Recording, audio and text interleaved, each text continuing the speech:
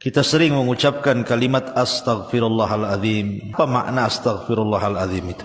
Orang yang paham maknanya dengan orang yang tidak paham maknanya itu beda rasanya. Ada orang yang terus mengucapkan astaghfirullahaladzim, astaghfirullahaladzim. Ketika ditanya maknanya, ia hanya sebatas meminta ampun kepada Allah Azza wa Jalla. Kalimat astaghfirullah itu memiliki dua makna.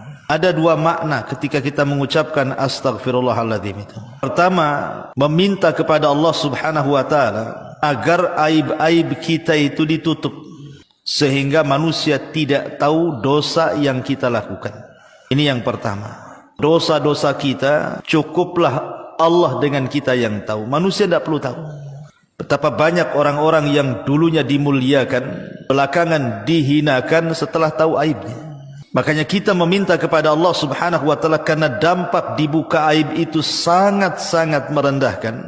Maka dengan memperbanyak astaghfirullahaladzim, artinya kita meminta kepada Allah agar Allah menutup aib-aib kita di hadapan manusia.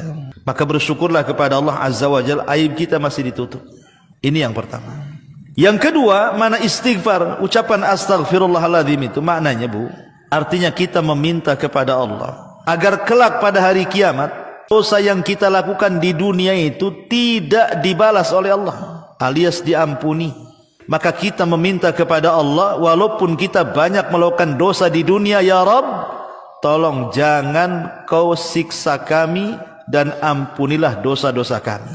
Ataupun selepas sholat 5 waktu, Bu, yang sudah saya jelaskan Ibu, kalau habis sholat 5 waktu, sholat wajib, pertama kali setelah salam dibaca apa? Astaghfirullahaladzim 3 kali. Istighfar juga dibaca ketika di waktu sepertiga malam akhir, ketika Allah Subhanahu wa taala berfirman kepada hamba-hambanya, siapapun yang meminta ampun kepadaku, ku ampuni. Maka kita dianjurkan memperbanyak istighfar di sepertiga malam akhir. Orang yang banyak beristighfar itu biasanya lebih dekat dengan Allah Azza wa Jalla. Katakan dari semua lafaz-lafaz istighfar yang diajarkan kepada kita, Bu, maka ada satu lafaz yang merupakan rajanya istighfar. Rajanya istighfar. Apa itu? Sayyidul istighfar. Allahumma anta rabbi la ilaha illa anta khalaqtani wa ana abduka wa ana ala ahdika wa wa'dika mastata' a'udzu bika min syarri ma sana'.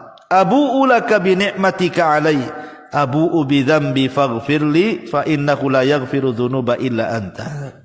Siapapun yang membacanya di pagi hari, kemudian Allah takdirkan dia meninggal sampai sore hari, maka dijamin masuk surga. Kalau dia baca di sore hari, Allah takdirkan dia meninggal sampai pagi, maka dipastikan masuk surga. Ini sayyidul istighfar.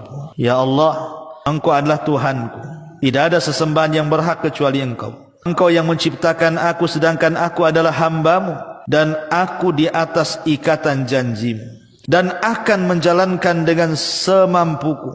Aku berlindung kepadamu dari segala kejahatan yang telah aku perbuat.